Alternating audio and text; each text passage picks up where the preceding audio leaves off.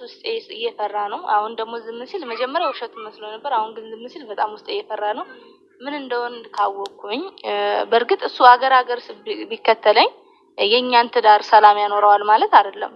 ያውም ከዚህ በኋላ ማለት ነው አዩንም ታያት ምናምን ሰይድ ከመጣ በቃ እንትን አትበይ እንዲከፋው አታድርጊው በእናትሽ እንዲሸሽ ምናምን አንቺን እንትን እንዲልሽ አታድርጊው።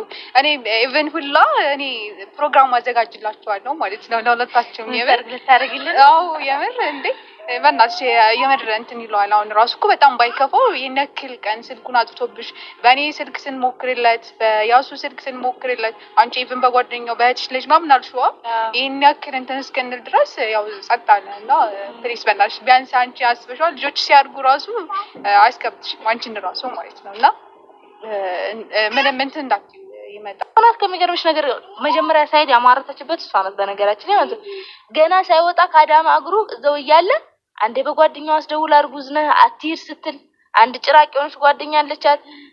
ተመልካቾች ሰይድ አልተመለሰም፣ ስልክም እያነሳ አይደለም፣ ስልኩንም የሚያነሳው ሌላ ሰው ነው እየተባለ ነው።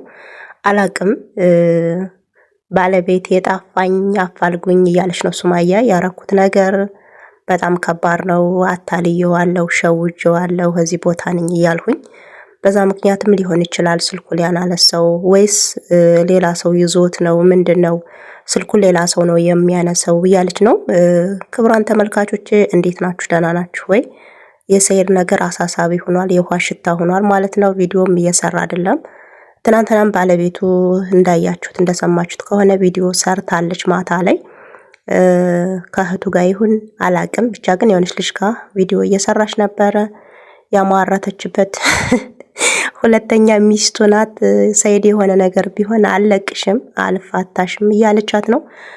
ሱማያ በነገራችን ላይ ትናንትና በጣም ምር ብሎባት ዝንጥ ብላባት ፏፏፏ ብላ ነው የመጣችው። ባሏ የጠፋባትም አትመስልም።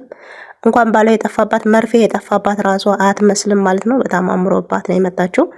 በዚህ አጋጣሚ ሳላደንቃት አላልፍም። ኮንፊደንስ ጥግ ድረስ ነው። እና ሰይዶ አልተመለሰም እላችኋለሁ። ቤተሰብ እስኪ የምታውቁ ካላችሁ አፈላልጉ። ልጁ አውቆ ነው ስልክ ያላነሳው? ተናዶባት ነው ወይስ የሆነ ችግር ደርሶበት ነው? ምንም እናውቀው የለም። የምሬ ነው። አድራቸው ጠፍቷል። አይታችሁ ከሆነ ቪዲዮም እየሰራ አይደለም፣ እሱም የለም። ሱማያም የልጆች አባት ነው ፈልገዋለሁ እባካችሁን አፋልጉኝ እያለች ነው። በእርግጥ አናድጄዋለሁ።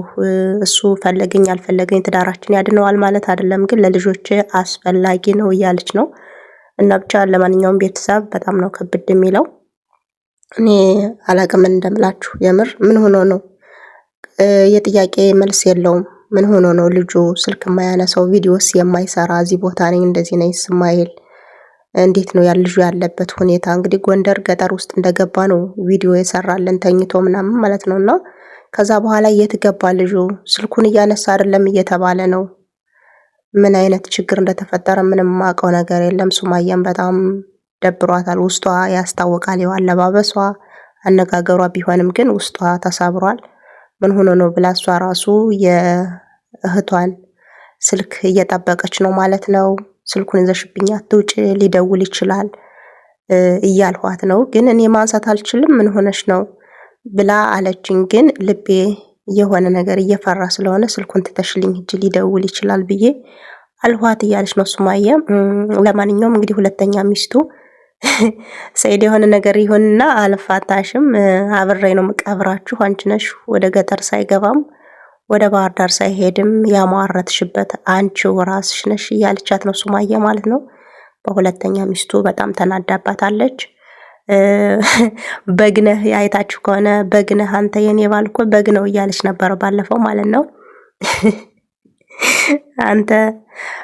አንቺ በግ እሱ በግ ከሆነ አንቺ ፍየል መሆንሽ ነው እያለች ሙድ እየያዘችባት ነበር ማለት ነውና አንዳንድ ጊዜ የሆነ እኔ እንጃ ምን እንደምላችሁ አላውቅም።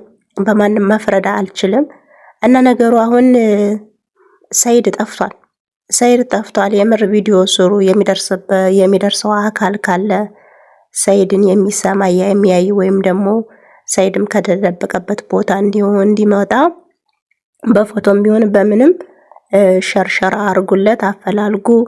አንድ ሰው የሆነ ነገር ከሆነ በኋላ ወዮ ማለቱ ምንም ትርጉም የለውም እላችኋለሁ። ውድ ቤተሰቦች ሰይዶ በጣም ነው ያሳዘነኝ። የምሬ ነው የምላችሁ። ተንከራተተ እኮ ተንከራተተ። እኔ እኮ አርፎ ቢቀመጥ ምን አለበት? እኔ እኮ ቀዳዳው አንድ ነው።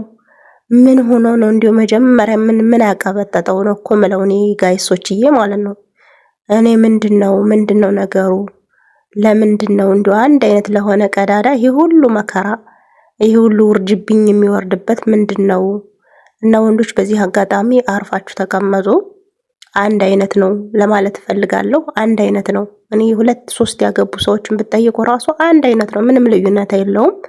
እና ይህን ነገር እንትን ብላችሁ አገናዝባችሁ ሌላ ሚስት ውሽማ የሆነ ነገር ባትይዙ አሪፍ ነው። የወለዳችሁ ልጆች ይሰቃያሉ። በዛ ላይ ሞትልሻለሁ ያላንቺ አይበለኝም አይጠጣኝም ስትሏት የነበረች ሁሉ ተስፋ ልትቆርጥባችሁ ትችላለች። ልክ እንደ ሱማያ ማለት ነው። ሱማያ እንግዲህ መጀመሪያ የሆነ ቅጥል ሲያረጋት ኑሯል መሰለኝ። እኔ የልቧን ፈጣሪ ብቻ ነው የሚያውቀው። እንደዚህ አርጋ ልጁን ቅጥል አረገችውና በጣም አዝኛለሁ ውዶችዬ። እና እስኪ ሸርሸር አርጉ፣ ቪዲዮ የቻላችሁ ስሩ። ልጁ እንዲፈለግ ፈጣሪ ደግሞ በሰላም እንዲመልሰው ጸሎት ድዋ አድርጉ።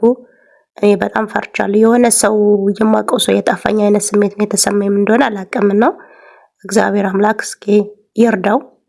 በሰላም ገብቶ ከልጆቹም ጋር ተገናኝቶ እንደ ታሪክ ሆኖ የሚያወራው ይሆናል ብዬ አስባለሁ። ደግሞ ምንም አይሆንም፣ እርግጠኛ ነኝ ምንም አይሆንም።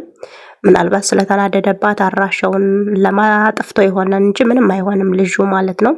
ምክንያቱም ሰላማዊ ሰው ነው። ምንም አይሆንም እላችኋለሁ ውዶችዬ። እና በጣም ነው የምወዳችሁ፣ በጣም ነው የማከብራችሁ። ይህን ቻናል ላይክ እና ሰብስክራይብ በማድረግ ቤተሰብ ይሁኑ። አዳዲስ ነገሮች ሲመጡና ስለ ራሴ ስለ ህይወቴ የማወራበት ዩቲዩብ ቻናል ነው። ሰብስክራይብ አድርጉ። ወዳችኋለሁ። ባባይ